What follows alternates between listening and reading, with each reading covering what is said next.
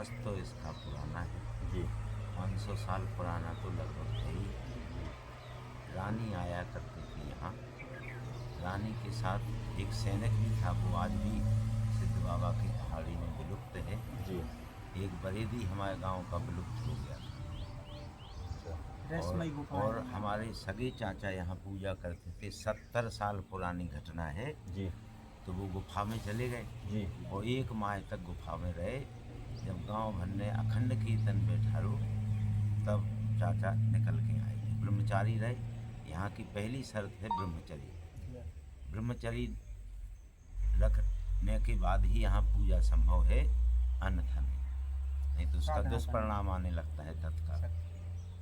तो यहाँ अनेकों घटनाएं घट रही हैं। जो श्रद्धा भक्ति से यहाँ आते हैं, सिद्ध बाबा उनकी मनोकामना पूर्ण करते हैं। और विशेष तौर से कलयुग में जो स्थान हनुमान जी और देवी जी का है, वही स्थान चमत्कारिक प्रभाव की दृष्टि से और तत्काल विनय सुनने की दृष्टि से सिद्ध बाबा का है। और अनेकों यहाँ घटनाएं घट रही हैं जिनको बताना संभव नहीं है।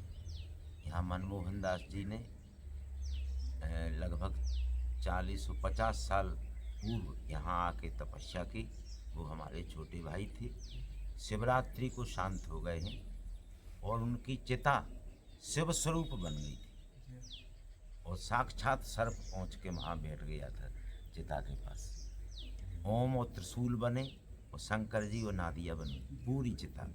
हम सैकड़ों लोगों ने देखा। दर्शन हुए अग्नि रूप में। हाँ, तो अब चूँकि स्थान से महाराज जी चले गए, हमने सोचा उजड़ नहीं जाए। जी।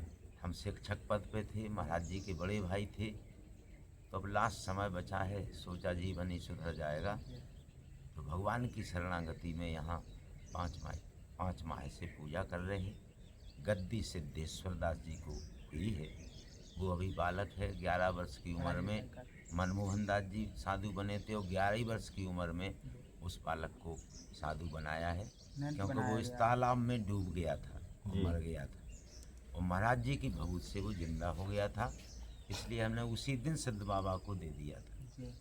अब जैसे महाराज जी गए तो वो दिया हुआ दान हमने छुपाया नहीं, संतों के मध्य अपनी बात रखी और सभी संतों ने सहर्ष स्वीकार करते हुए सिद्धेश्वर दास जी को ये गद्दी प्रदान की है। महाराज जी के तखत पर कोई बैठता नहीं है, ना बैठ सकता, क्योंकि वो शुद्ध ब्रह्मचारी की गद्दी है। इसलिए शुद्ध ब्रह्मचारी ही बैठा है।